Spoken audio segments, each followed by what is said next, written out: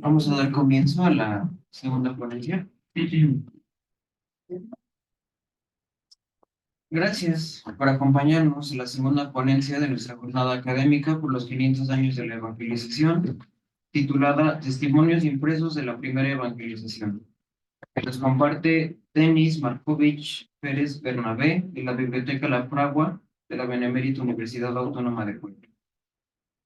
Eres licenciado en Historia, tuvo el cum laude por la UAP y estudiante de la maestría en Bibliotecología y Ciencias de la Información en la UNAM.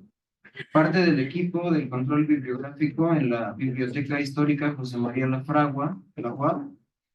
Ha participado en congresos nacionales e internacionales con participantes relacionados con la historia de la lectura, las bibliotecas y procesos técnicos en materia de fondos documentales. Obtuvo el premio a Mejor Tesis de Licenciatura y Trayectoria Académica de la Facultad de Filosofía y Letras, UAP, en el 2022, y cuenta con varias publicaciones académicas, entre ellas su tesis de licenciatura, Lectura, Censura y Sociabilidad, el libro erótico del teniente Barbieri. Fides, ediciones 2023. Hola, buenas tardes, mucho gusto. Estoy muy contento de este espacio para compartir y en general por la oportunidad al maestro. Y pues nada, espero que no sea muy pesado, muy cansado, porque tengo muchas cosas que decir, como siempre. Y pues nada, es emocionante. Quiero dividir la charla en dos partes. Una, en el sentido de que nos pongamos en los zapatos de estas personas que ya se están escuchando a lo largo de estos días, estos sacerdotes que vinieron y que estaban en un lugar desconocido, pero al mismo tiempo no, porque ya tenían algunas ideas generales, que llegaron a un lugar con un idioma raro que nadie conocía, que pocos habían escuchado. No sé, si alguno de ustedes ha podido salir del país y todo esto, ya se habrá dado cuenta que aunque uno sepa hablar francés, cuando llega a Francia, parece que no entiende nada. Entonces hay muchas posibilidades respecto a ese tipo de situaciones. Pues nada, vamos a empezar. En la segunda parte vamos a hablar propiamente de la empresa editorial relacionada con la evangelización en la Nueva España. Entonces, pues, para que más o menos vayamos teniendo una idea general. No. No avanza.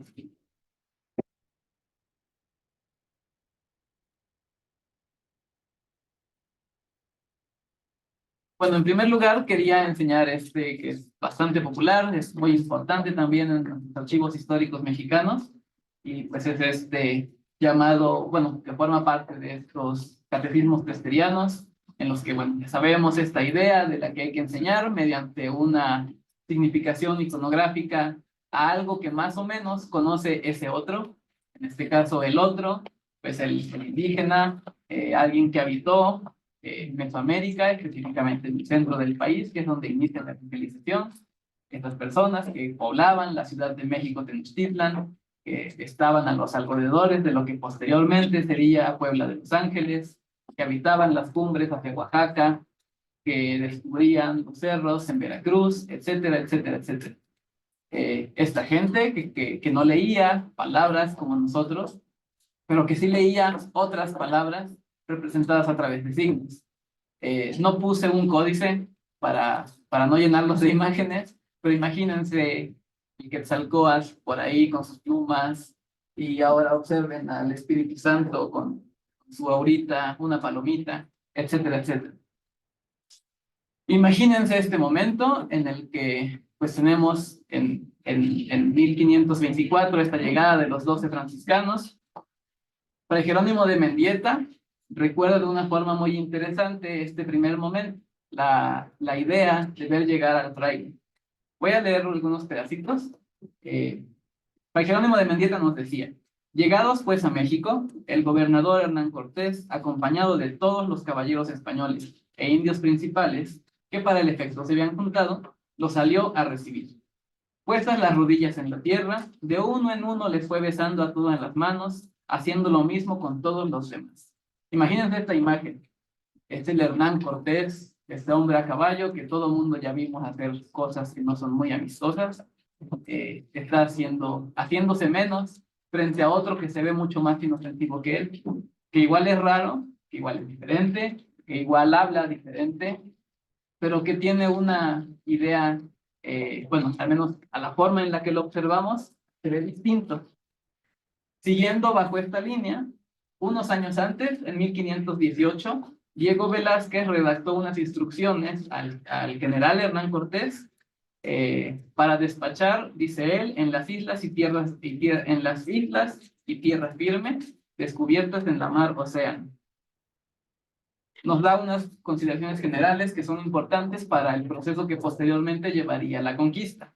Nos dice que no se cometan blasfemias en primer lugar, que no se permitan pecados públicos, ni amancebamientos, ni relaciones sexuales fuera de la ley, que no lleven a personas alborotadoras, ni juegos de dardos, ni naipes en los navíos, que no se cometan robos, que se eviten fraude, que en los navíos no vayan indios, que se compruebe, que la gente que va en cada navío tenga licencia para abordar el navío, y así como todas estas, la número 14 de 22 es la evangelización de los naturales.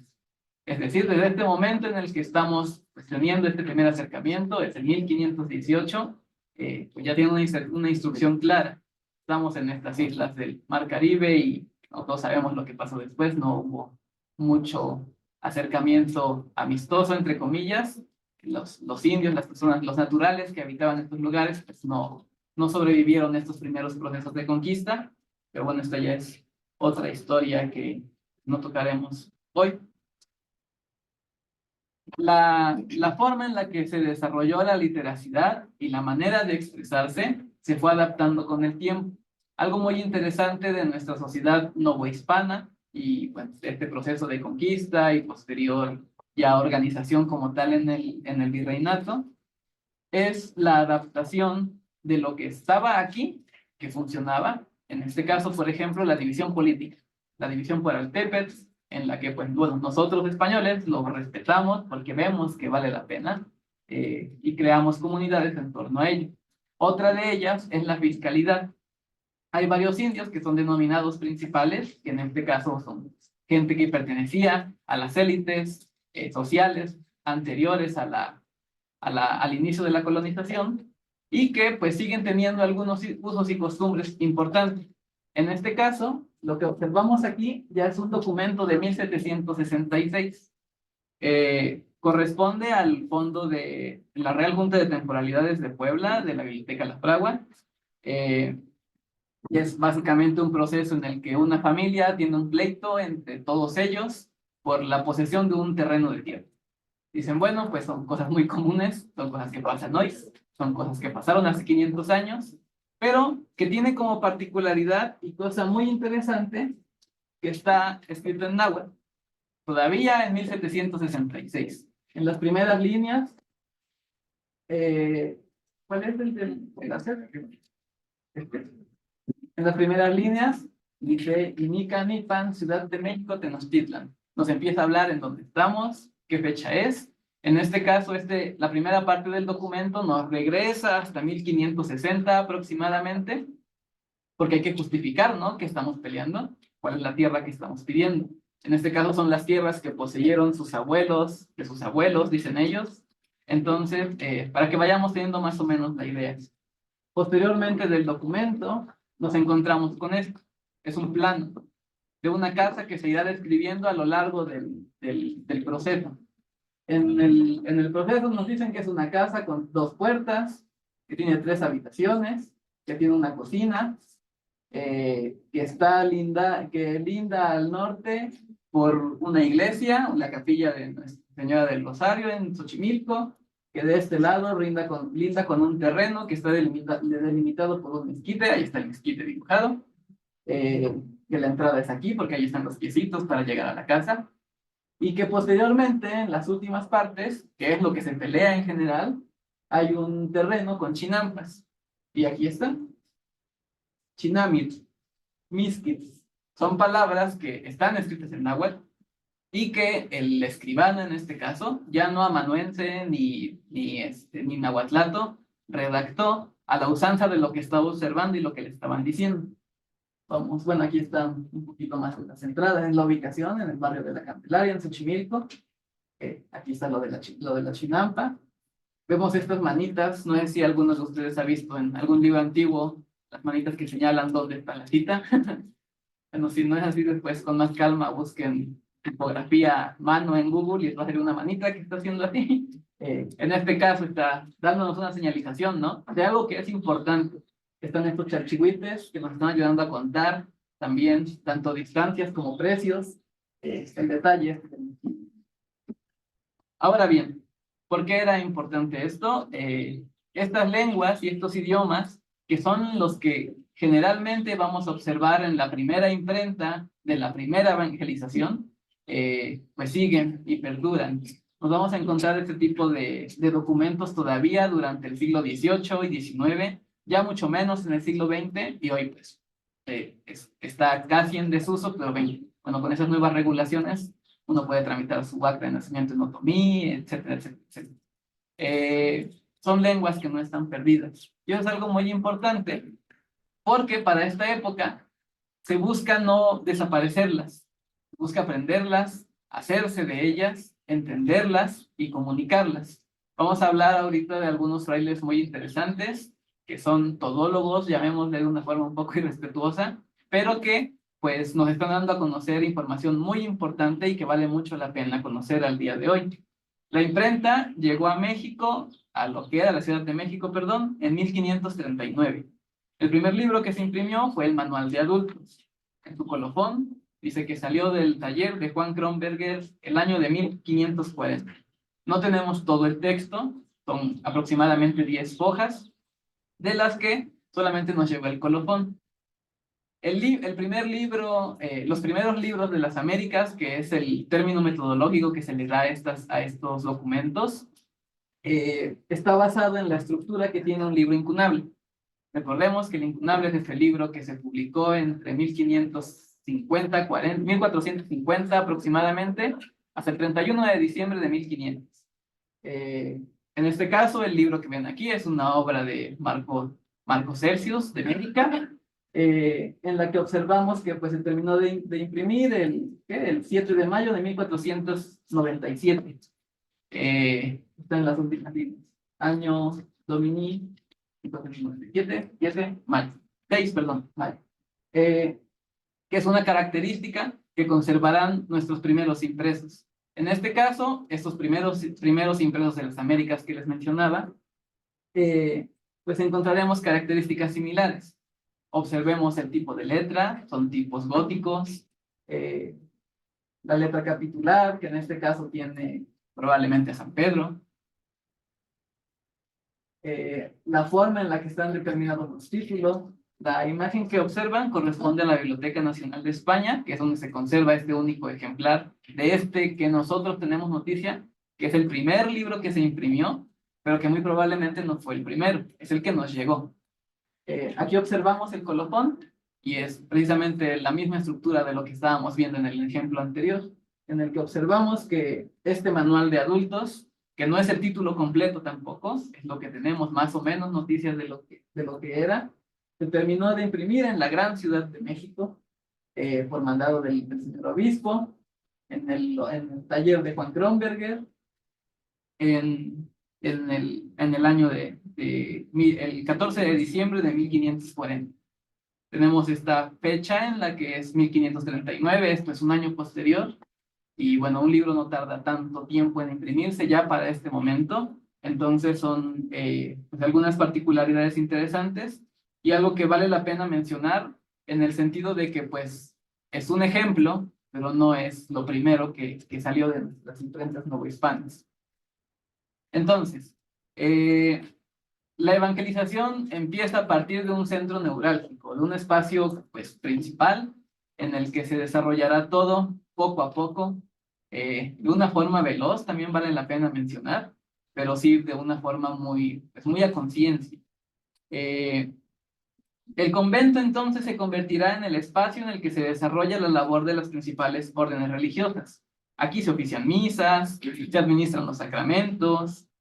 Por ejemplo, apenas un año después de 1524, en la parroquia de San José de los Naturales, en la Ciudad de México, se administraron en gran cantidad sacramentos para la población. En este caso, por ejemplo, hay obras de teatro, música, se enseñan oficios, se enseñan idiomas, se enseña a escribir, a leer, etcétera, etcétera. El ejemplo que vemos aquí corresponde a un confesionario en lengua mexicana y castellana, impreso en 1599, ya son muchos años del inicio de la empresa evangelizadora, y tiene un parecer interesante. Es un compendio del trabajo de varios frailes, casi todos franciscanos, que, pues bueno, contribuyeron y metieron un granito de arena para construir un libro de esas características que ahorita vamos a observar, pero que generalmente son diccionarios, son libros de gramática, en el que aprenderemos desde yo, tú, él, nosotros, ustedes, etcétera, etcétera, etcétera, hasta redactar cartas, eh, a empezar a hablar con otro principal. Hay, por ejemplo, varios ejemplos manuscritos muy, muy bonitos en los que, pues, el fraile anota, ¿no? Por ejemplo, hay ejemplos de la Mixteca oaxaqueña, de la Mixteca alta, en la que, pues, nos dicen, hoy, 24 de agosto de 1590, llegué a Santa Catarina Tecupan y me dieron 2 pollos por un bautismo, etcétera. Entonces empieza a decirnos qué está haciendo. Avanzamos y posteriormente nos encontramos con que ya tiene él sus verbos, entendió que yo se dice de esta forma, de que tú se dice de esta forma, de que la mano se pronuncia de una manera, etcétera. Es un aprendizaje que, si bien no sería correcto llamarlo de prueba y error, porque caeríamos en un anacronismo muy feo, es funcional para la época.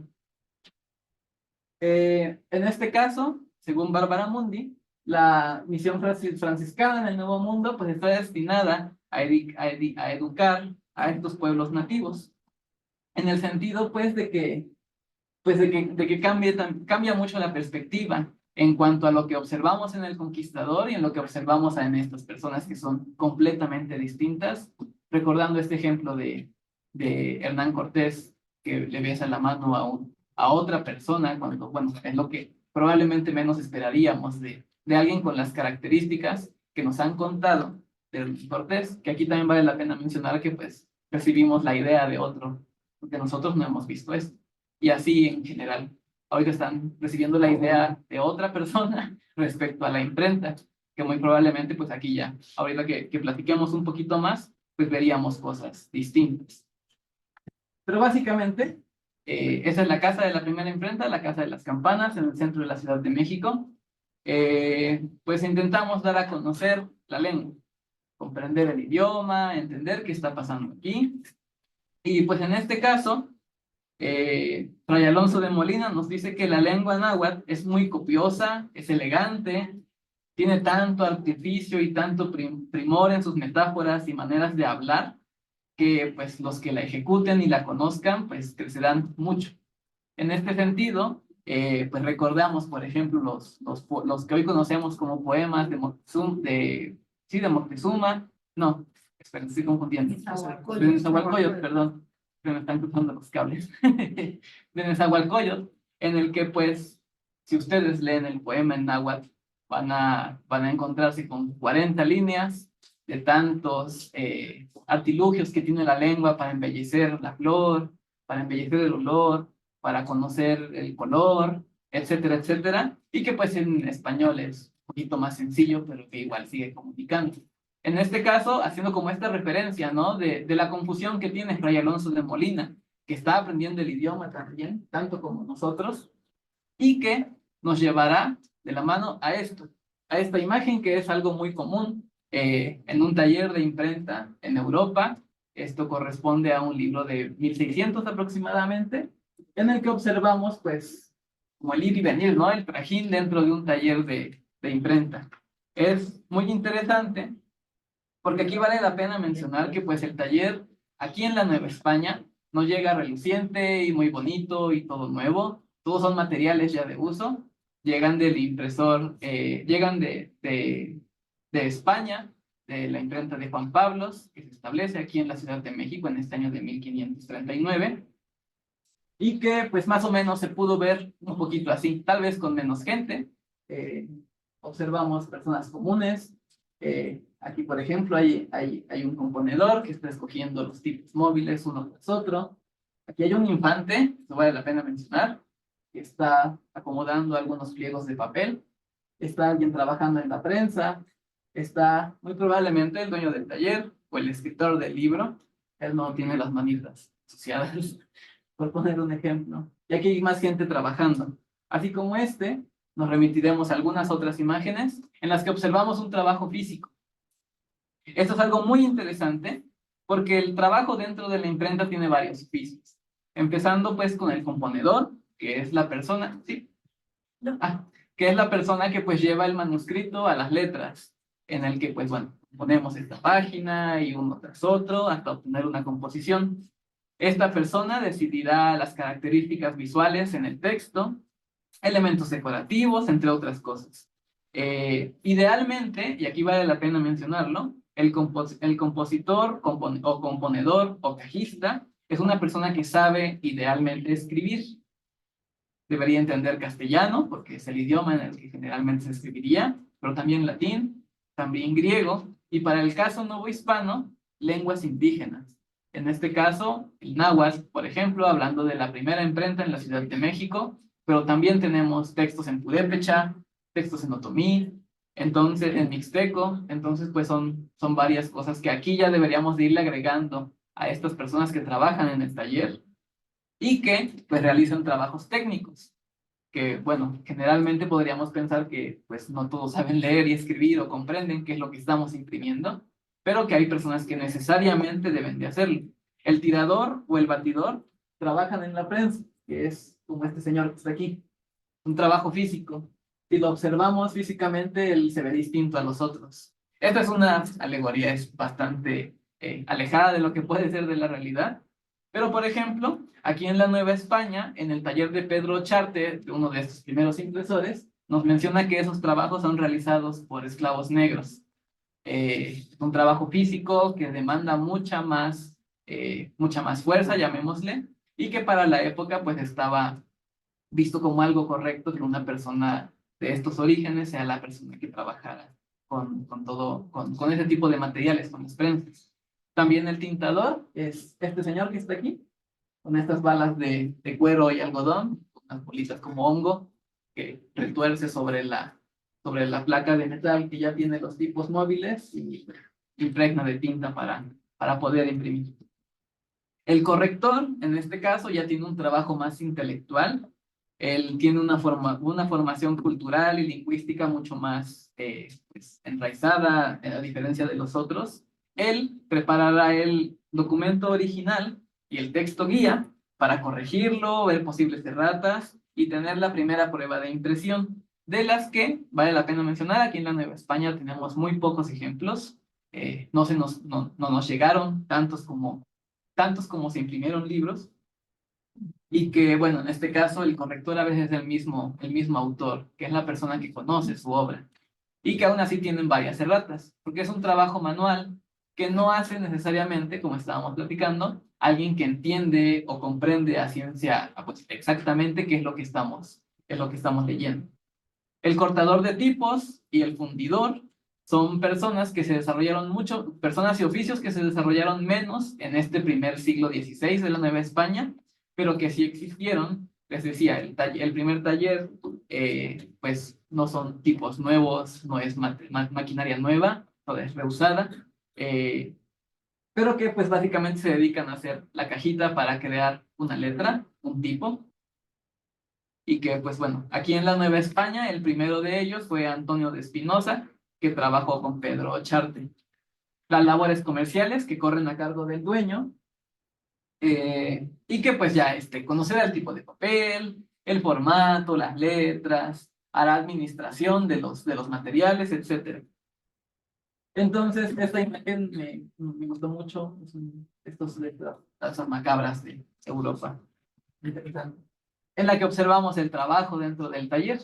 Aquí está, por ejemplo, el componedor con sus letras. Aquí están las personas del trabajo físico. Aquí está el entintador, ya vieron las balas para entintar. Y aquí está el administrador de la tienda, de la librería, del taller, etcétera. Entonces, pues regresemos, son oficios que se repiten en todas. Entre cada una hay al menos 100 años de diferencia y en todas podemos observar prácticamente lo mismo. Si hoy vamos a un taller editorial, veremos casi lo mismo. Ahí es bastante interesante. No sé si algunos de ustedes ya hayan trabajado en el laboratorio editorial que tienen aquí.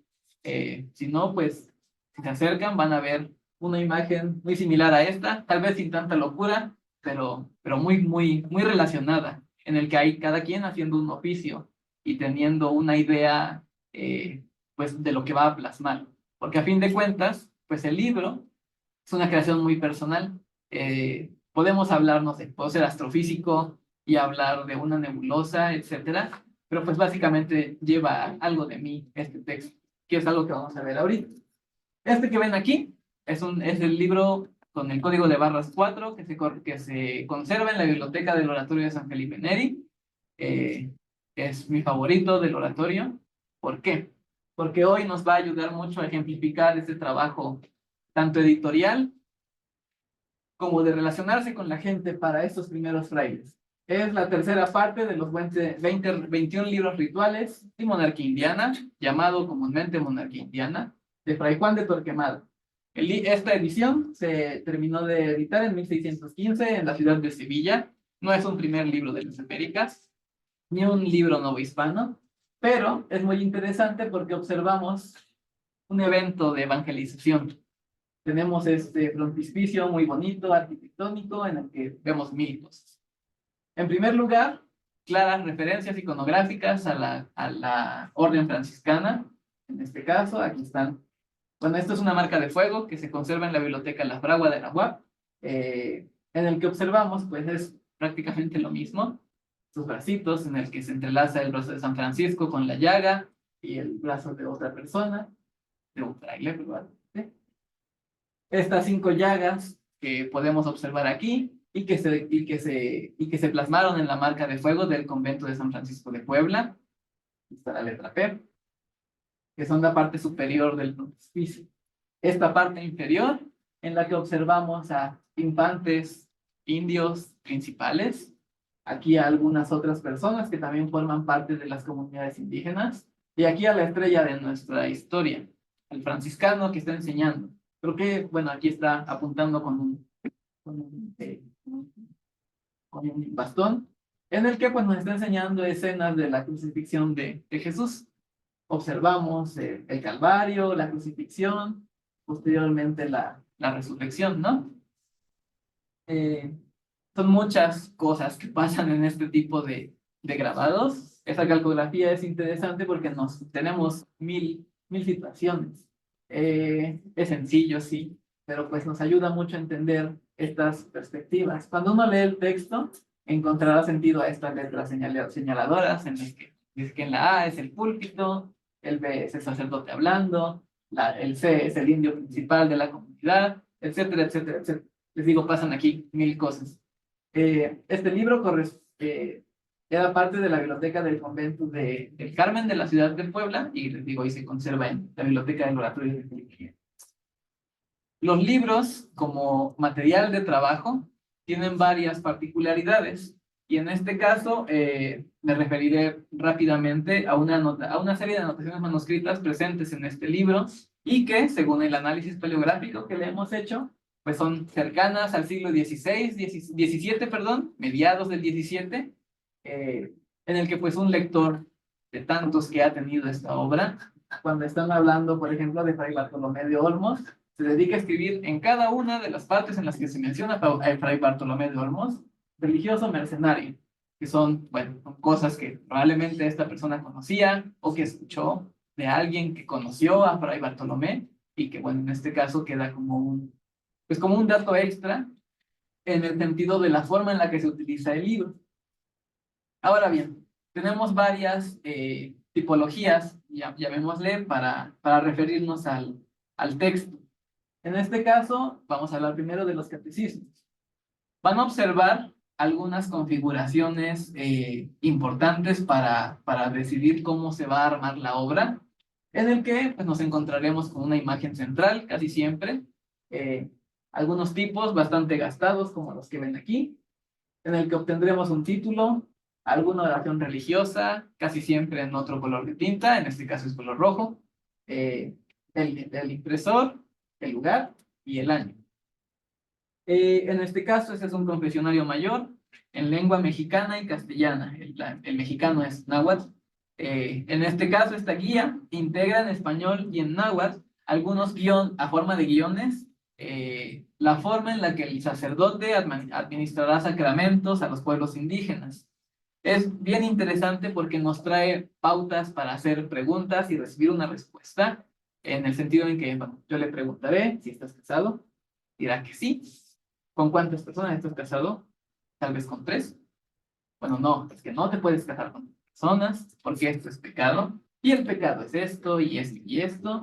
Entonces, de forma que estemos educando y enseñando, pero también creando un habitante de la monarquía hispánica.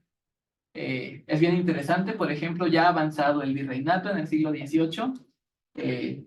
Cuando el rey cumple años, se va a felicitar al virrey porque es el alter ego del rey. Entonces se abren las puertas del palacio y las personas van a besar bueno, las élites van a besar la mano del virrey en una referencia a que están besando la mano del rey, por ejemplo.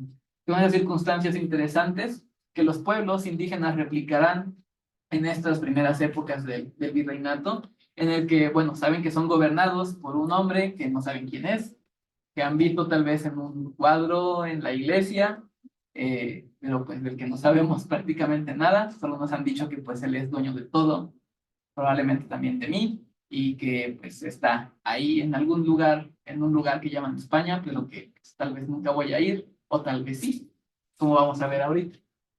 Esta que está aquí son mucho más comunes para la época, pero no comunes para nosotros. Son cartillas para enseñar a leer o cartillas para enseñar a escribir. Esto salió del taller de Pedro Charte, no tiene un autor que conozcamos, en 1569. Este tipo de materiales son bien interesantes porque les digo, son muy populares, pero nosotros casi no tenemos. Y esto responde a que son libros de trabajo. No sé si ustedes tengan un libro que usan mucho para sus actividades cotidianas. No sé, por ejemplo, a mí, yo que hago historia del libro, leo mucho a Robert Darnton y ¿cuál? Mi beso de la Muret, por ejemplo, ya está todo aguado y todo triste de existir. No sé si alguno de ustedes tenga un libro, por un lingüista leyendo a Bakhtin, por ejemplo, etcétera, etcétera, etcétera. Nos encontramos con esto. Es un texto que pues va de mano en mano, se comunica mucho. Es un papel, que es papel de trapo, papel perjurado, que tiene una vida también.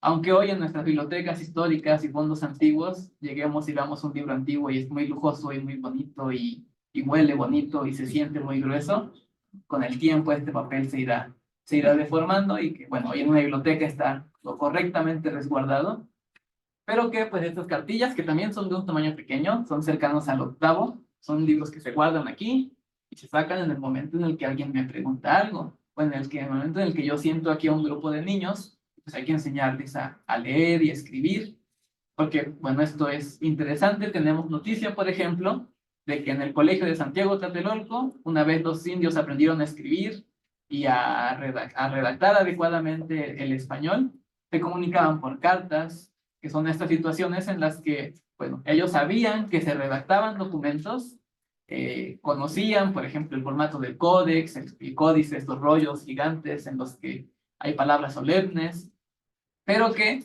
pues son lejanos a nosotros. Y al día de hoy no, en estas nuevas también funciones técnicas y tecnológicas, pues básicamente que tiene la llegada también de los franciscanos, pues es aprender y hacerse pues de estas innovaciones. En este caso, pues del papel y de la tinta para redactar cosas. Este que está aquí, que es bastante interesante, en el que seguimos con esta figura, encontramos una figura religiosa, en este caso, por ejemplo, pues es un San Francisco que está recibiendo los estigmas. Esta imagen se repite mucho la primera imprenta de la Nueva España, entre sus primeros libros de las Américas, y que bueno, son parte importante. Si observan, desde la portada ya nos están enseñando y dando a conocer información. En la parte superior está el título, pero en la parte inferior ya está el abecedario en letras góticas, en caracteres góticos, y con todo iconográficamente nos está queriendo decir algo. No, sí, etc. Estos coloquios de La Paz, en este caso que formaba parte de la colección del convento de Santo Domingo de la ciudad de Oaxaca. Los coloquios de La Paz es un libro usado para el adoctrinamiento de pueblos indígenas. En este caso, está diseñado también a manera de conversación, en el que se habla sobre vicios, sobre carácter, sobre la paciencia, la superación de problemas, la atención a las tentaciones, perdón, y algunas otras cosas relacionadas con las conductas cristianas. En este caso, el documento tiene muchos errores de foliación que nos indica pues, que no es un trabajo que esté tan pulido para el año que es. En este caso es de 1582 y salió de la imprenta de Pedro Charte, que bueno, es de los primeros y es de los más grandes impresores aquí en la Nueva España, pero que pues, no se deja llevar, no se salva de estos errores. Los diccionarios, en este caso, personalmente son los que me parecen más interesantes porque recopilan mucha información. En este caso, esta arte mexicana fue escrita por un sacerdote jesuita, Antonio Rincón, y salió de la imprenta de Pedro Valli. En este caso, este es todo un tratado lingüístico. Tiene secciones sobre declinación de sustantivos, la forma de conjugar verbos, la estructura de las oraciones, de sintaxis, de pronunciación y un breve diccionario náhuatl-español. En este caso, este diccionario, aunque pueda parecernos muy sencillo para nosotros, imagínense el trabajo que tendría detrás. Es como ir a Fiji hoy y hablar con alguien que hable el idioma de Fiji y pedirle que me describa esta jarra de agua, cuando muy probablemente esa persona no usa una jarra de agua, por ejemplo. Entonces son varias situaciones interesantes. El diccionario que les digo, en este caso, está compuesto de 18 hojas que están hasta el final y que pues nos tiene según el autor, las dicciones que en este arte se traen con ejemplos. Entonces, eso es algo muy interesante porque Antonio Rincón es un hablante nativo de náhuatl. Él aprendió rápidamente el idioma, muy joven, y que pues en sus propios términos nos intenta dar a conocer ya como una persona que pues entiende muy bien ambos idiomas, esta información. El que sigue es uno de los más notables ejemplos que tenemos también de este tipo de diccionarios o vocabularios. En este caso salió del taller de Antonio de Espinosa y Fray Alonso de Molina, gran Fray Alonso de Molina, que conserva esas características que venimos platicando desde el inicio: una figura religiosa, alguna consigna también religiosa, casi siempre en latín alrededor de la figura, el título y el pie de imprenta, que es básicamente lo mismo que vamos a encontrar. En este caso, Fray Alonso de Molina toma una obra anterior y la enriquece con lo que ya estaba publicado antes. En este caso, esta primera parte es de náhuatl a castellano y tiene una adición posterior que es de castellano a náhuatl, que son cosas que pues no siempre observamos en estos primeros intentos. Casi siempre es de castellano a náhuatl para entender qué es lo que está pasando a nuestro alrededor. Esta que está aquí y que ya se parece mucho a la que vimos anteriormente, no sé si recuerdan, al momento en que San Francisco recibe los estigmas. Aquí está. Miren. Y aquí es prácticamente la misma imagen. En este caso, este texto contiene una traducción de las palabras castellanas, españolas, al tarasco o purépecha. Lo mismo, imaginemos el trabajo detrás de crear, de entender, de llegar para empezar. Entonces sí, es aquí bastante complejo de observar este tipo de materiales. Algo importante es que este es uno de los que tienen un formato mayor, es un cuarto, son aproximadamente 21 centímetros, pero todos los otros libros que hemos observado son de un formato mucho menor y que nada, son parte importante. La narrativa. En este caso son mucho menos ejemplos de este tipo de documentos. Sin embargo, pues también lo hay. Este no refiere tal cual a la Nueva España. Este fue impreso en el Virreinato del Perú, pero es uno de nuestros pocos ejemplos narrativos.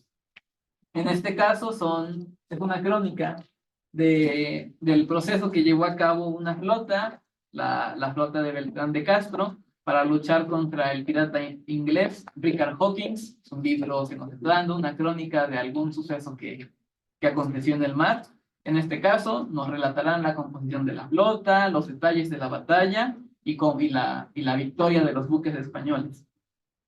En este caso, también forma parte de esta primera imprenta.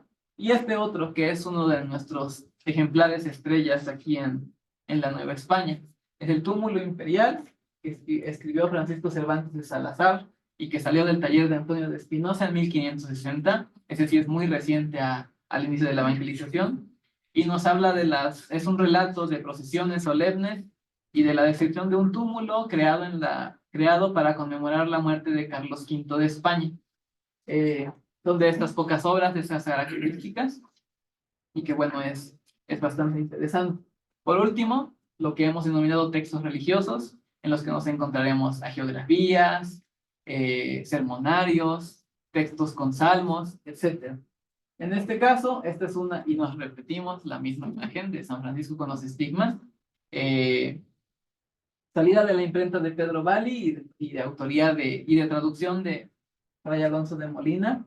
Es un texto escrito por San Buenaventura, en el que pues nos están dando desde una intención hagiográfica pues la vida de San Francisco.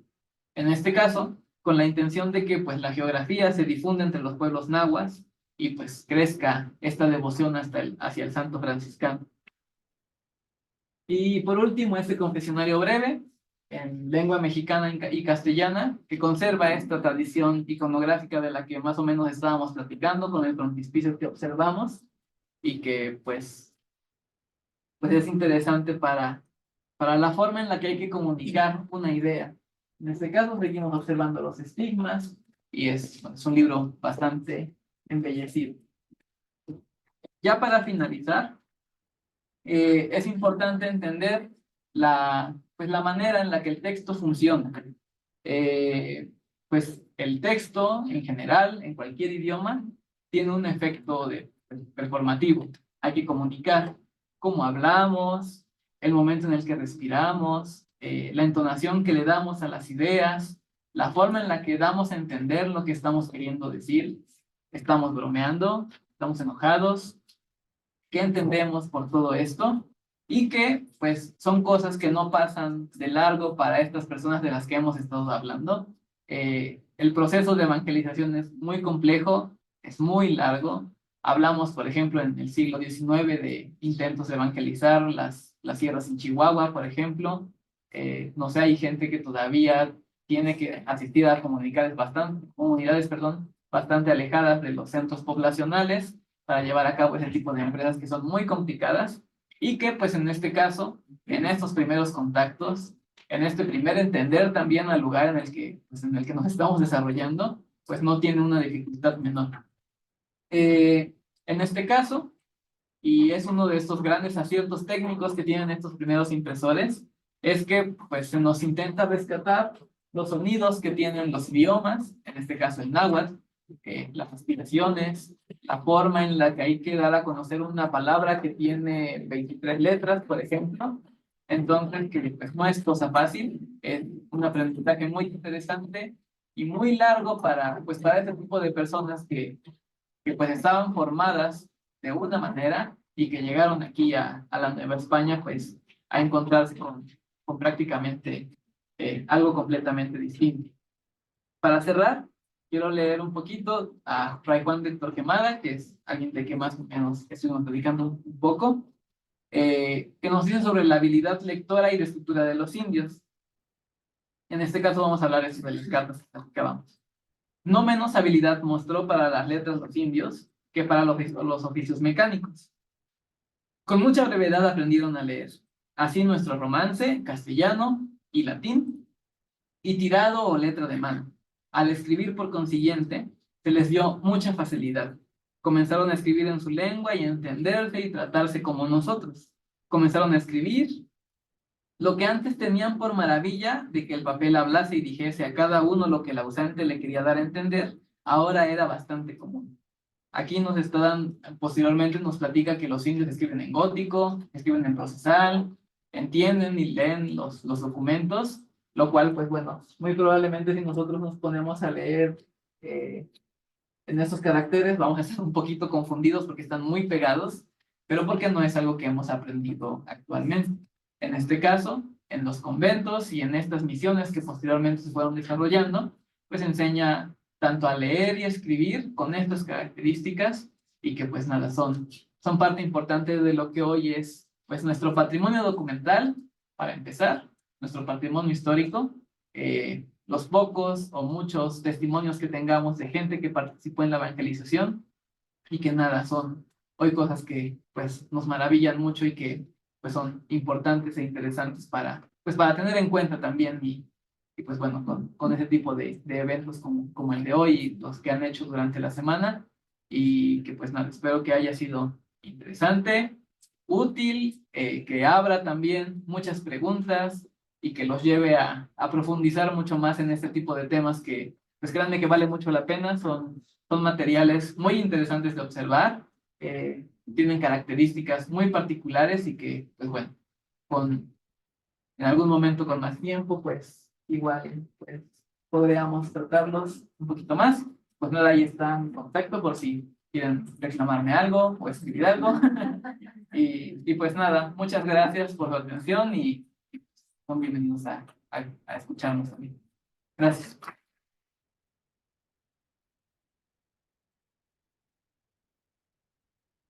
Si gustan, damos paso a sesión de preguntas. Marco, como siempre, felicitarte por tu trabajo y quisiera hacer una pregunta para que nos sea más ilustrativo todo esto.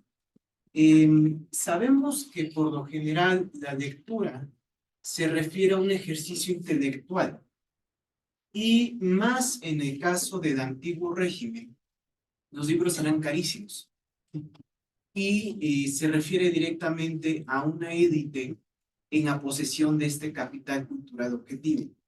Y en este caso, tenemos el caso de una investigación como ese de Queso y los gusanos, sobre el famosísimo tema de Menocchio, un molinero que reinterpreta la concepción del cosmos.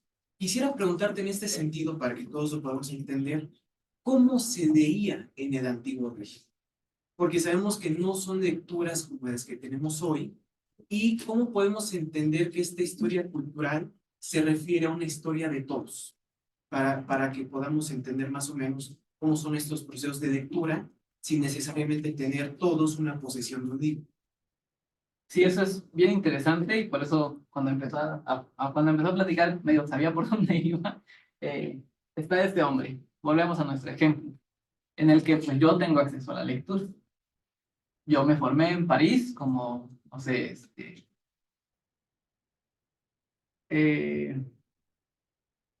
Valadez, el fraile Valadez, esperen, ahorita me voy a acordar del nombre, apellido, el autor de la retórica cristiana, bueno, el fraile Valadez es un fraile mestizo de Tlaxcala, que pues, él habla náhuatl nativamente, aprende a hablar español, pero aprende también a hablar latín, a leer latín, griego, tenemos noticias de que sabía flamenco, por ejemplo, se va a Europa, llega a la corte en Madrid, Fray Diego de Valadez, llega a la corte en Madrid, estudia en París y es provincial y tiene un puesto importante dentro de la Orden de San Francisco.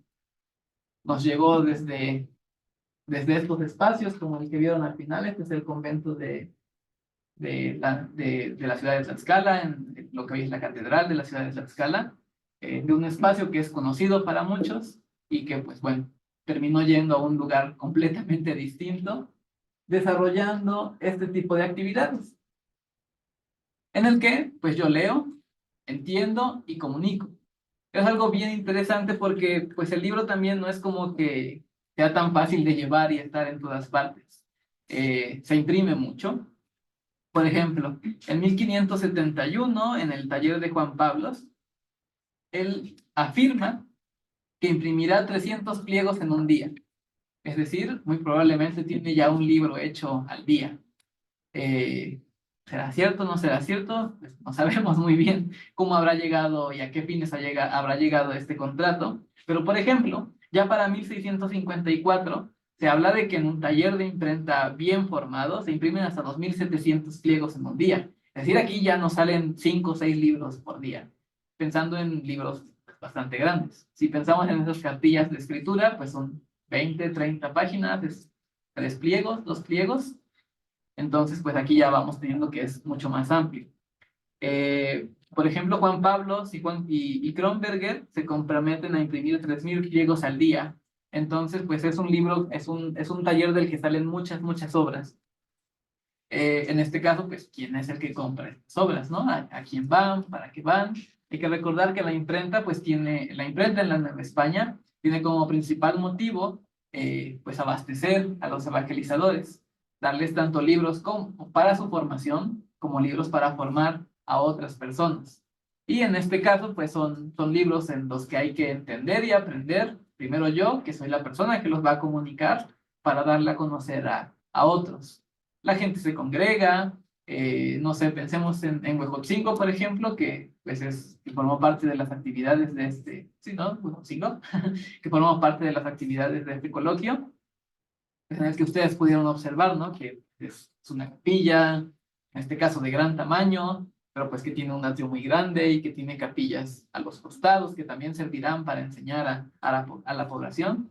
Si observamos, por ejemplo, los grabados de la retórica cristiana, observaremos pues el convento como este centro neurálgico que estábamos platicando, pero también a gente teniendo actividades por todas partes. Hay niños jugando, niños con niños, niñas con niñas, hombres con hombres y mujeres con mujeres, que aprenderán pues preceptos religiosos, que en este caso pues aprendió pues alguien, en este caso pues un fraile como él, y que le va a comunicar a otra persona en un proceso lento, pero que pues es rápido dentro de lo que va, de lo que cabe, ¿no? Porque, por ejemplo, este ejemplo que nos dábamos de aprendemos a leer y hoy ya nos comunicamos por cartas. Entonces, pues sí, básicamente así. O sea, no es tan fácil tener un libro, al menos no yo, que sería un labrador. Imagínense, ser labrador en la Nueva España, tal vez no tendría una biblioteca con una Biblia de 1500 o una arte mexicana de la lengua, pero que, pues, muy probablemente la persona que sería la dueña de la hacienda sí tendría acceso a esta Biblia y que yo en algún momento escucharía hablar de ella, no porque me la lea la persona, sino porque, pues, forma parte de las actividades cotidianas.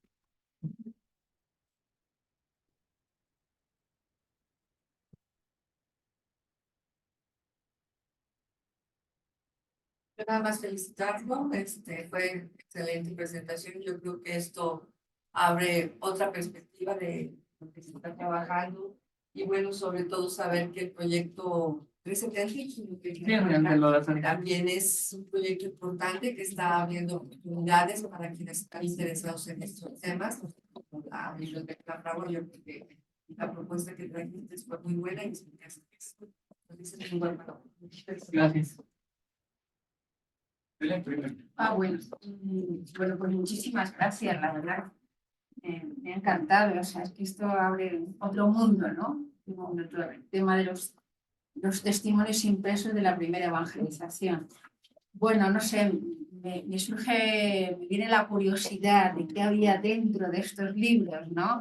De los cuales solamente hemos visto en muchos de ellos, bueno, la portada, ¿no? Sí. Claro, habría que ir al oratorio de San Felipe y formar parte del proyecto, ¿no? Pero bueno, o sea, un poquito nos podrías explicar este tema, por ejemplo, hablabas del confesionario mayor de Alonso de Molina, ¿no? Sí.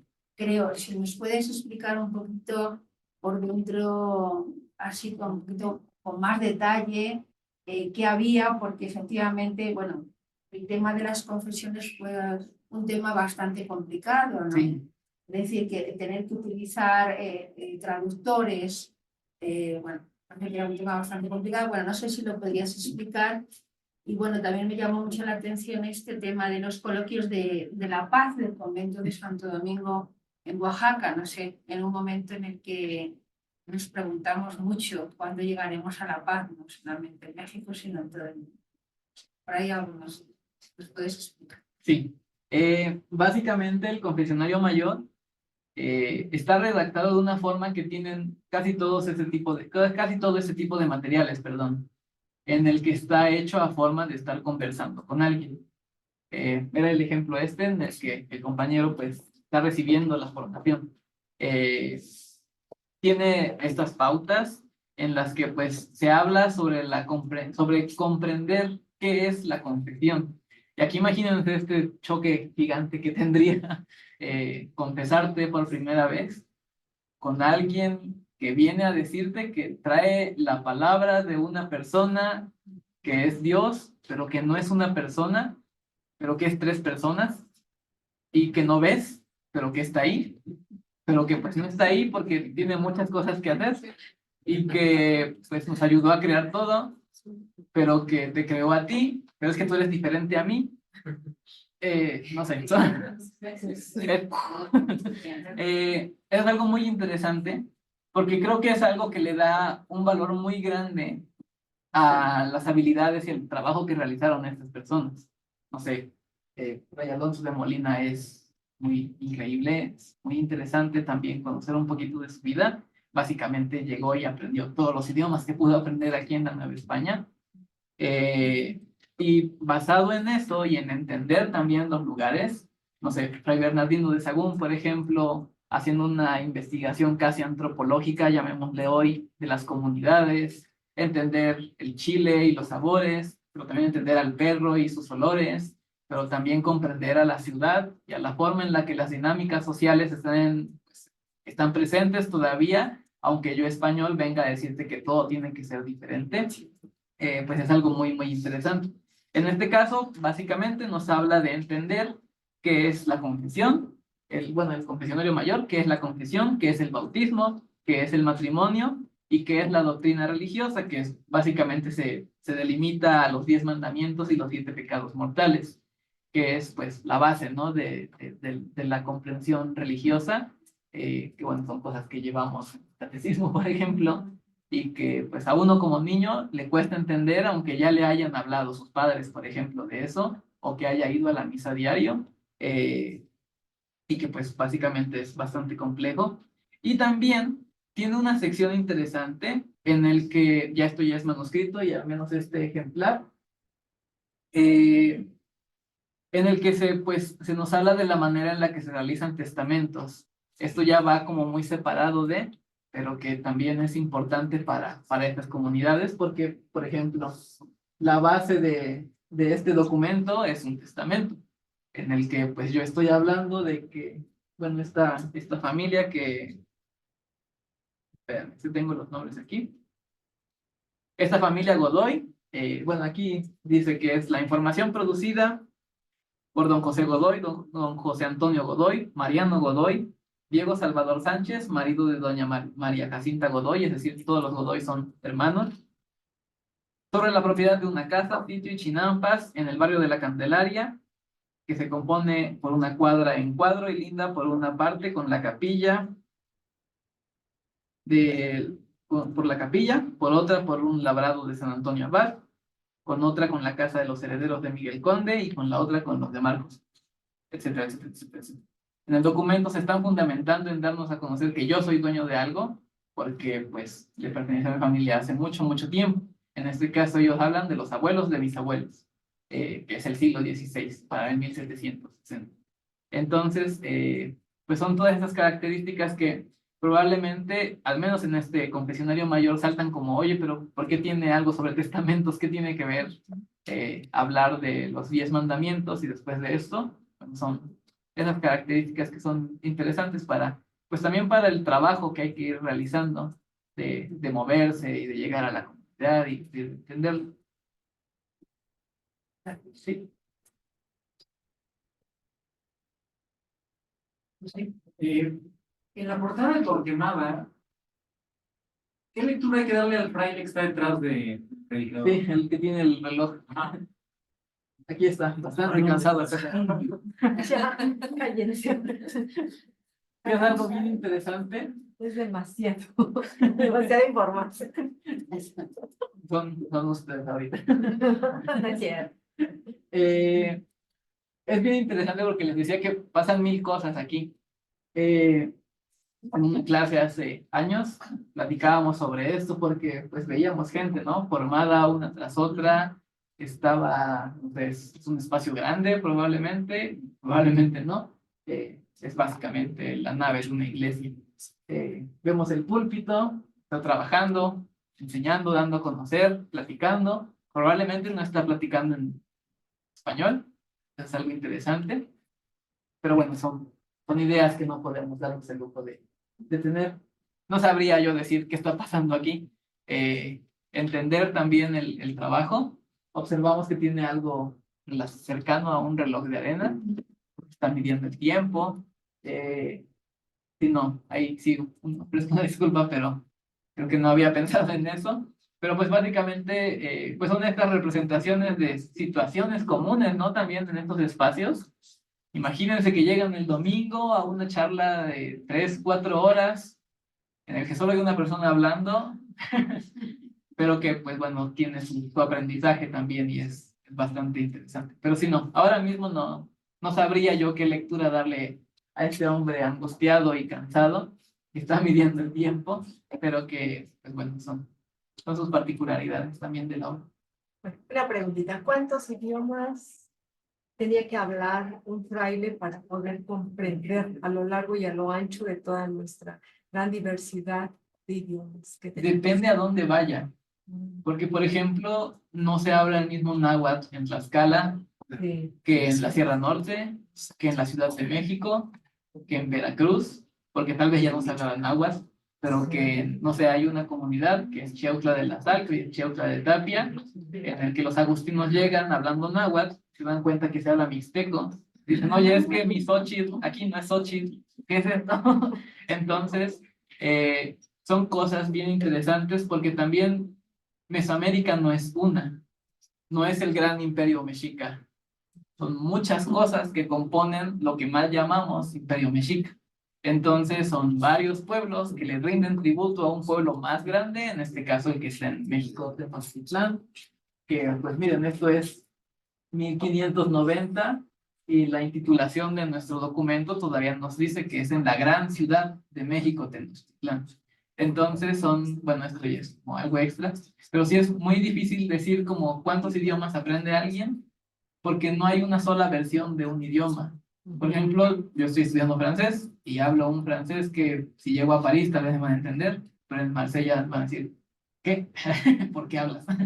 Es lo mismo. En este caso, las aspiraciones, la forma en la que se redacta también, la manera de llamar a algo. Decíamos al principio, el náhuatl está compuesto de una forma muy, muy bonita, en la que pues, la manera de referirse a un olor, a la sensación del color, etcétera, también varía mucho del lugar en el que están. Pero generalmente el fraile aprende el lugar, el idioma del lugar al que va a ir.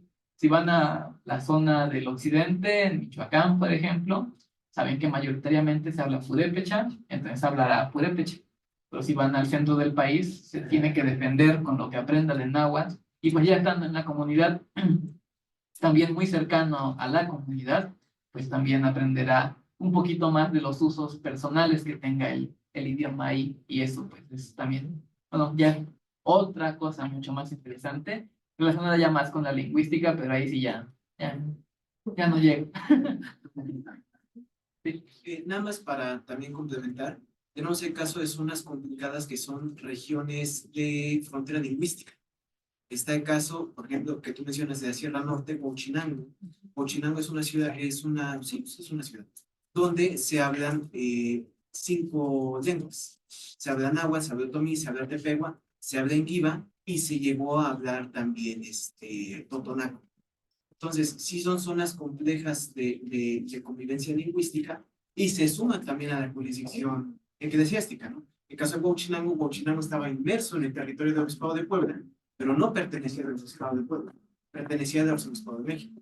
Entonces también nos les generan estas complicaciones. Sí, eso es algo bien interesante porque, pues no, o sea, es muy amplia la cosa, son muchas cosas que observar, pero sí es, bueno, a uno que le gusta estar en los chismes históricos, bien. No con los frailes, ¿entiendes?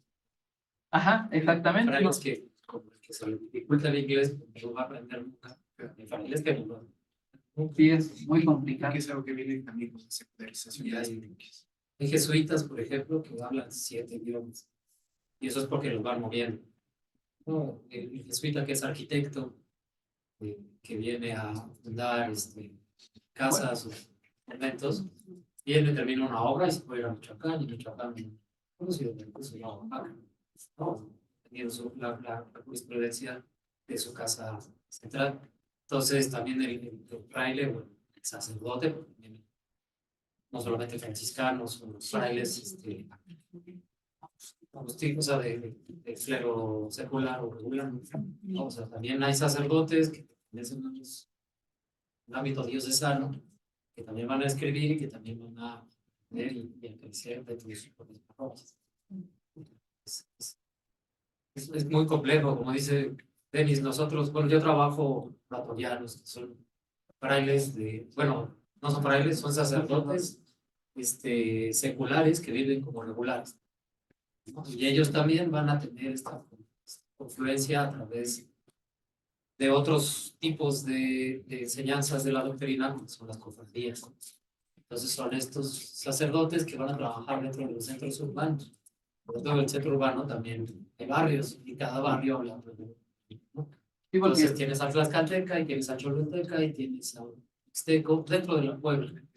Y que vienen de varias partes, por ejemplo en Zacatecas, no sé, está construida por tlaxcaltecas que hablan náhuatl, pero también hay tlaxcaltecas que ya están en una frontera lingüística y más o menos te podrían hablar mixteco, pero también hay que llegar con las lenguas del norte del país, que ya es otra cosa. Por ejemplo, no sé, un fraile, un jesuita, por ejemplo, en las misiones de Sonora, llega a Aribechi, se da cuenta que en Aribechi no habla nadie porque no hay un idioma como tal, pero avanza 100 leguas al sur sobre el río Yaqui y llega a Tonichi, y en Tonichi se habla yaqui, y así, cuando muy probablemente yo llegué y me dijeron, es que ya la gente habla yaqui. Ah, bueno, pues aprendo yaqui. 3 años después, medio aprendí yaqui, si es que pude, y ya llego y me encuentro con una complicación muy, muy grande, que bueno, ahí te lo contamos de una forma tal vez un poquito irrespetuosa, pero es bastante complejo. Y también de la formación del mismo fraile, estudian teología y filosofía, y bueno, aquí ya habría que agregarles muchas aristas a las cosas de su formación, porque pues ya en las comunidades hay que aprender de todo, y bueno, eso ya va también más relacionado con lo actual, pero hay que entender, hay que, como decíamos, vivir el mundo para entenderlo y formar parte de él. ¿Alguien tiene otra pregunta? Sí.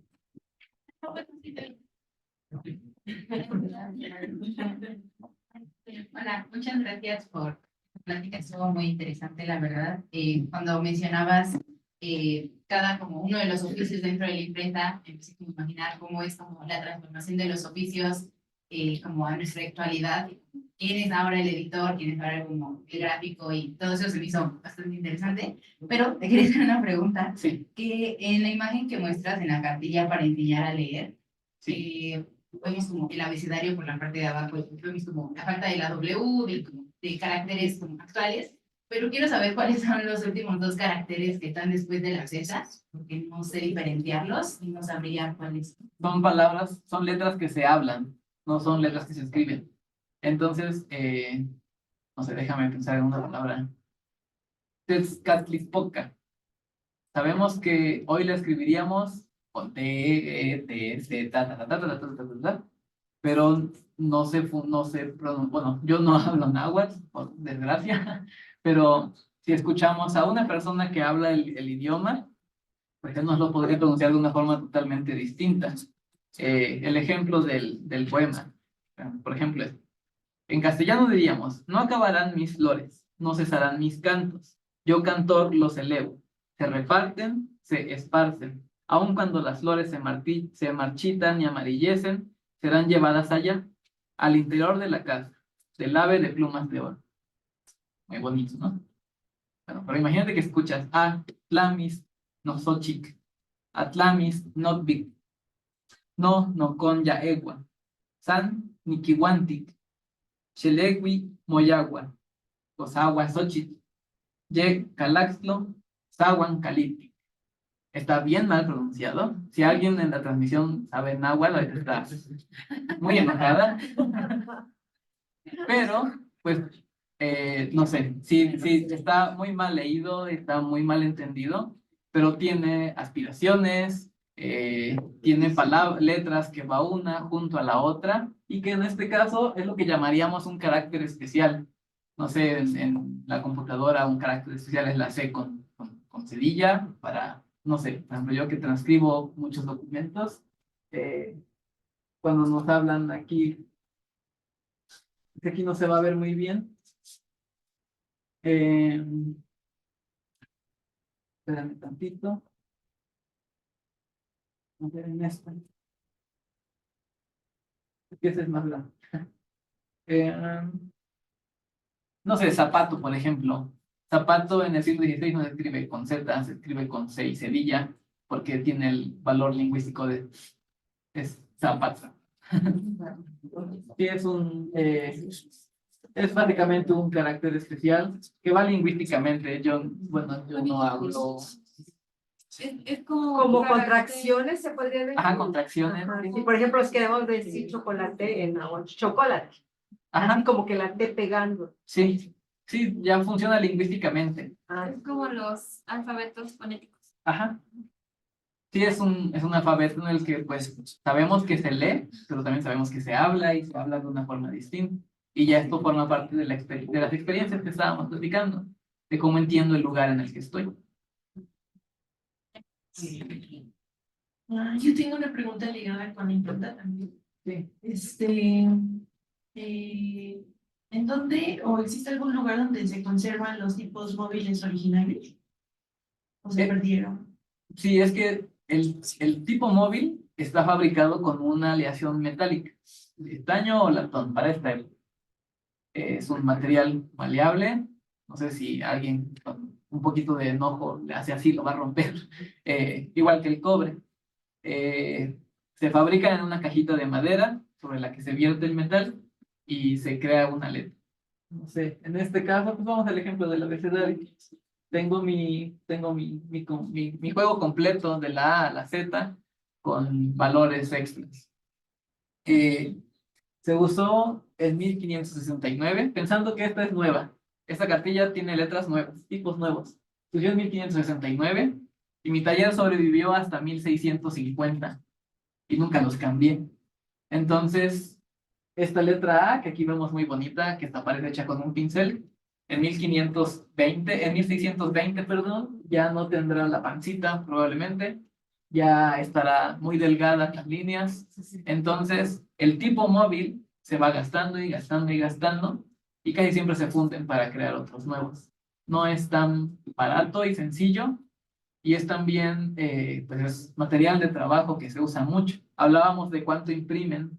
Imagínate imprimir 3000 veces la misma página.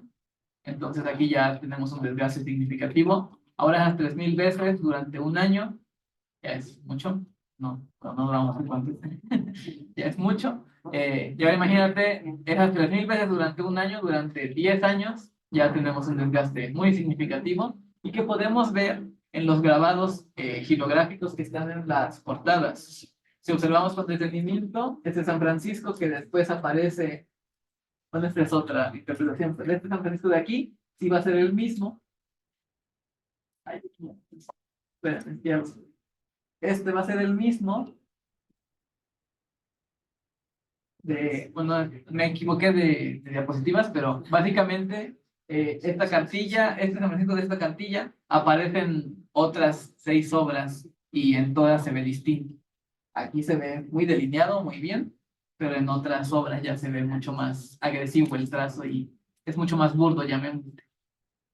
Pero sí, no hablaríamos de esta primera imprenta, de tener tipos móviles, pero sí de tener tipos ya del siglo XVIII, XIX, que pues, básicamente funcionan igual. Es muy bello. Muchas gracias. ¿Alguien tiene otra pregunta, comentario? Sí, Gemma.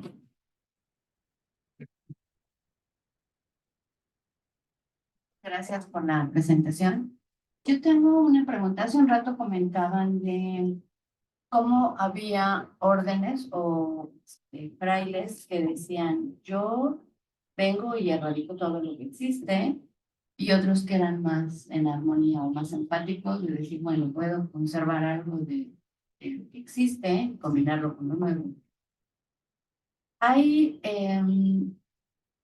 órdenes donde podemos identificar que fueron más empáticos en su evangelización y otros que fueron más, hablabas hace un rato de un mercenario, ¿no? Que el mercenario... Bartolomé de Olmos, que por ahí... Exacto, que, a ver, pues dijo, ¿no? Nada me interesa, todo se erradica y podemos hacer cambios, ¿no? Ese es uno.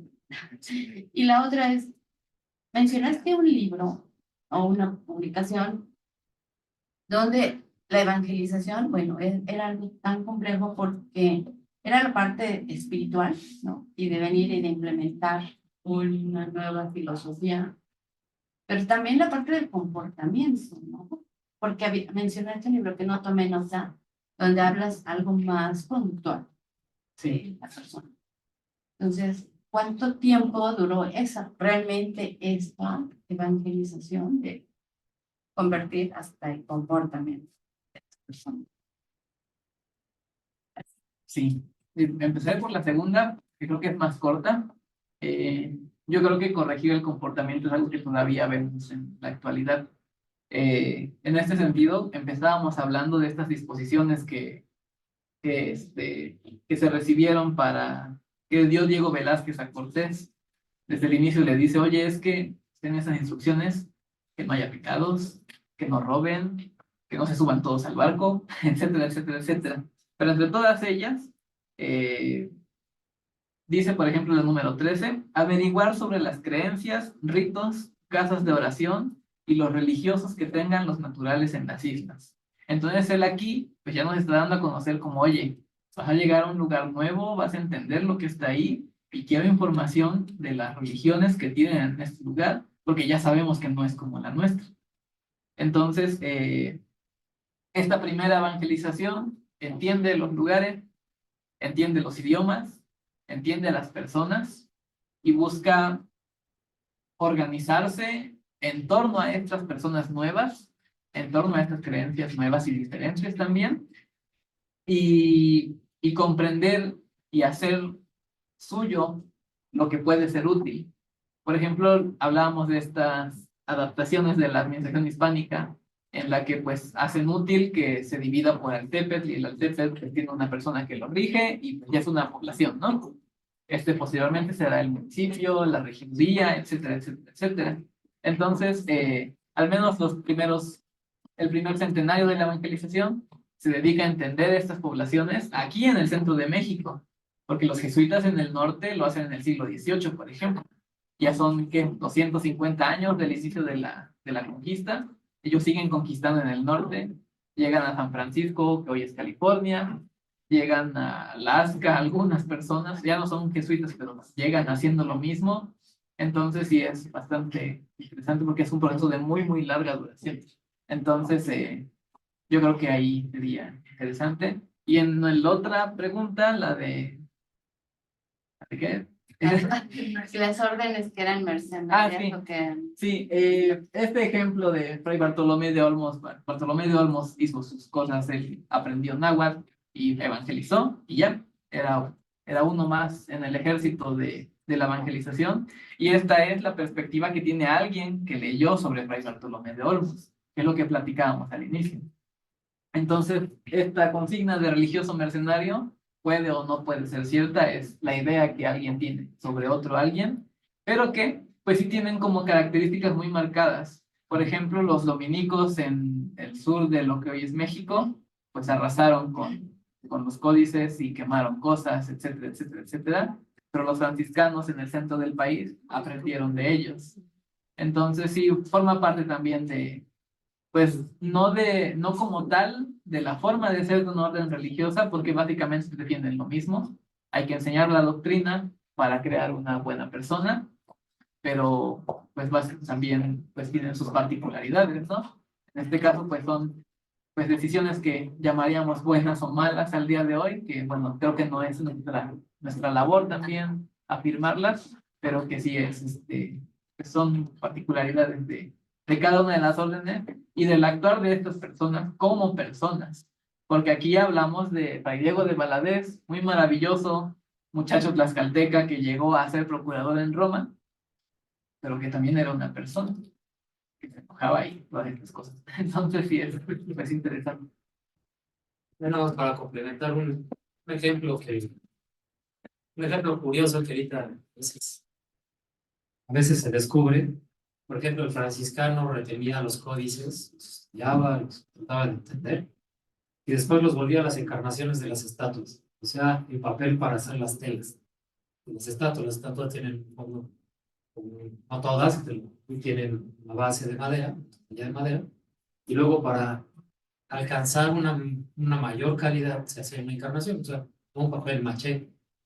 Ahora muchas estatuas que están en Europa y en eventos, sitios de México, sobre todo en la Ciudad de México, se examinan por fotometría y se examinan por multiespectral y se ven los códices, ¿no? Entonces, es esa reutilización. No los quemó, los recicló, ¿no? Pero había una apreciación y el dominico que llegó a Yucatán, que se hizo estas pilas, ¿no? Todo se quema y vamos a establecer. Entonces, parte mucho de la mística de cada orden. El franciscano, digamos que es más cercano al indio, tiene esta encomienda. El dominico es más duro, es más letrado hacia la teología y es más un monje, un sacerdote más riguroso, más de púlpito, no tan cercano. Sí va a ser cierto, va a trabajar con el indio, pero no es tan cercano como la humildad y la sencillez y la caridad de franciscano. Y así los agustinos y así los dominicos, todas las órdenes que llegaron a México, 10 órdenes o más que trabajaron acá. Entonces, varía mucho de la mística del propio. Y que también vemos este cambio de conceptos en la teología a partir del Concilio Tridentino, porque es algo fundamental. O sea, efectivamente, como se mencionaba en la conferencia pasada, vemos un concepto que, como dice el maestro, ya no utilizamos en historiografía, que es la Baja Edad Media, pero hay algo fundamental que es el Renacimiento. Ya, vemos un cambio que se genera a partir de la Reforma, que va a permitir un cambio en la teología y eso va a permitir que el humanismo se plasme en las acciones de los religiosos al momento de la conquista. Entonces, esto va a generar un cambio en el maestro, va a haber una reinterpretación, va a haber una manera de interactuar con los indios y al mismo tiempo hay una reforma dentro de la iglesia que permite que haya este ejercicio que conocemos hasta el siglo XX como alteridad. Ya han tenido un concepto más filosófico, como es el caso de Levinas, toda esta escuela humanista francesa. Y que ya nada más para terminar, ahora sí ya. Aquí, por ejemplo, lo que decía el maestro Alejandro, Recuento de Torquemada es provincial de la Orden de San Francisco en México, en la Nueva España. Recordemos de quién está rodeado Fray Juan, con todos los sitios principales. Pongo el ejemplo de la persona más alta para ir a la persona más baja. Y aquí es donde funciona. El bautismo, por ejemplo, llego y primero bautizo al cacique y ya después bautizo al señor que siembra en la ciudad. Entonces también es como muy estratégico todo esto, porque pues a fin de cuentas hay que entregar resultados. Estamos trabajando. Y por ejemplo, yo mañana llego con mi jefa con mi diploma de que participé aquí, porque si no, hago mi quiz de dentro.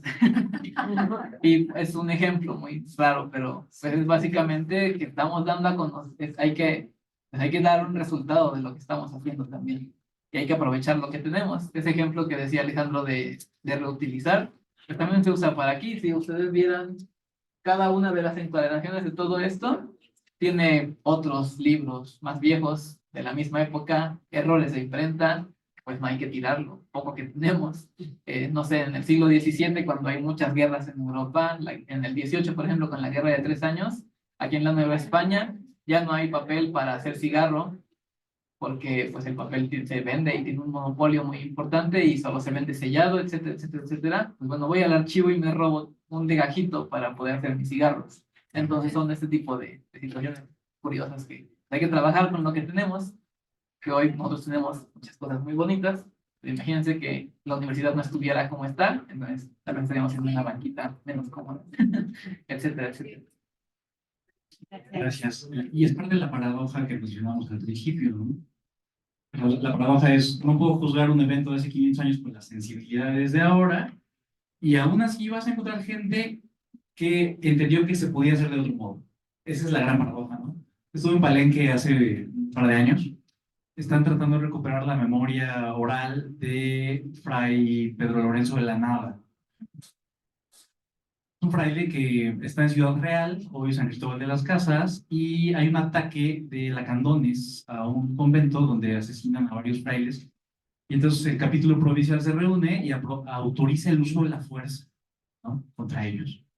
Y Fray Lorenzo no está de acuerdo.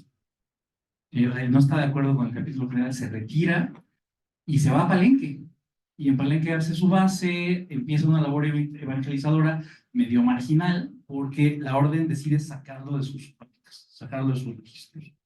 Después se va a Yucatán, le ayuda el obispo, entendiendo más o menos su situación. Ahí tuvo gran parte de su trayectoria como evangelizador, y eventualmente se va de nuevo con los lacandones y se pierde para siempre.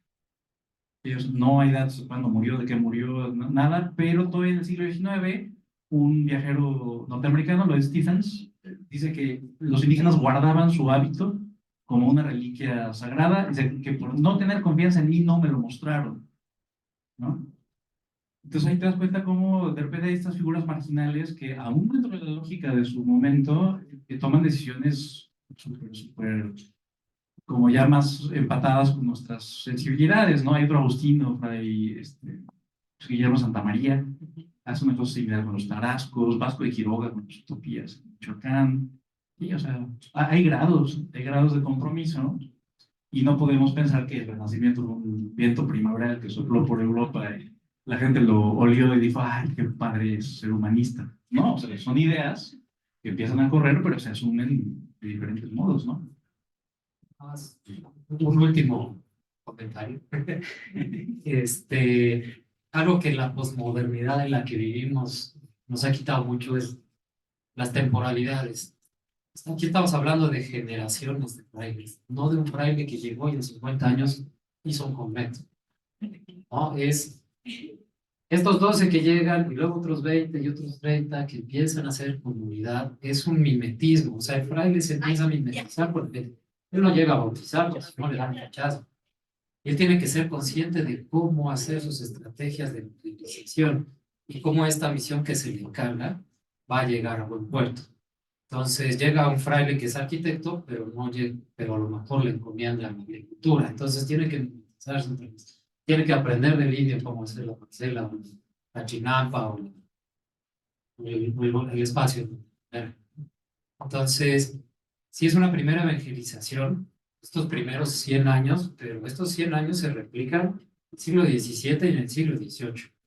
Aquí en Puebla, en el siglo XVII, mediados, todavía hay una cofradía de la doctrina, ¿no? Todavía franciscanos y otras órdenes están dando doctrina en comunidades donde no hay sacerdotes o la presencia evangélica ha sido mermada, comunidades que han decidido aislarse, que se van hacia el norte. Entonces, el que la imprenta se llegue a la Nueva España, o se edifique en la Nueva España, en estos primeros 50 años es una obra monumental, es como la explosión del Internet. ¿No? Es realmente la fuerza no solo de los frailes, sino de comerciantes, de empresarios, de poder público, de autoridad, hasta del propio rey, ¿no? Que yo, rey, te autorizo para que una imprenta, y eso pasa en 3 años, para que el documento que firmó el rey pase a Sevilla y de Sevilla llegue a México y digan, ya podemos, son 2 años, ¿no? Y entonces, esos que ya tienen la autorización, pues hablan a Nápoles y dicen, ¿sabes qué? Necesito tipos. Y los de Nápoles se van a Francia a traer tipos y lo traen desde Nápoles y que el barco no se los naufrague en la mitad del Mediterráneo. Entonces son tiempos muy extensos y es una obra realmente monumental porque a veces se nos va eso, se nos va el tiempo en siglos y esos siglos fueron una representación de una empresa multitudinaria en la que los frailes trabajaron. He hecho mucho trabajo. Ya nadie tiene. Ya estamos satisfechos. Ya gracias como él. Cambiamos el teléfono. Bueno. Para terminar, quiero entregarle su reconocimiento al licenciado Denis Markovich Pérez, a los departamentos de Humanidades, Arte, Diseño y Arquitectura y el área de reflexión universitaria otorgan el presente reconocimiento al licenciado Denis Markovich Pérez por haber impartido la ponencia Testimonios impresos de la primera evangelización en el marco del evento de los 500 años del Evangelio en México. La verdad nos hará libres. Firman maestra Ana Lidia Flores Marín, directora del Departamento de Humanidades, maestro Javier Recio Oviedo, director del Departamento de Arte, Diseño y Arquitectura, y el licenciado Oscar Gallardo Frías, coordinador del área de reflexión universitaria.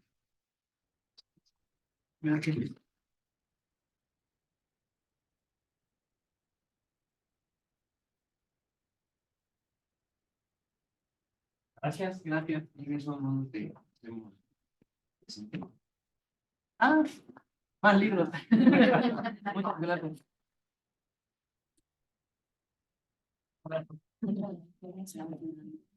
Bien, pues muchísimas gracias por acompañarnos. Queda una ponencia del doctor Javier Pizarro. Ahora un cambio de salón, va a ser del B206. Recuerdo, ahorita pongo algo para que la gente no se pierda. Y el día de mañana también continúa la jornada académica desde las 9. Muchísimas gracias por estar con nosotros. Gracias, Denis. Gracias a todos los que estuvieron en el esfuerzo. Gracias.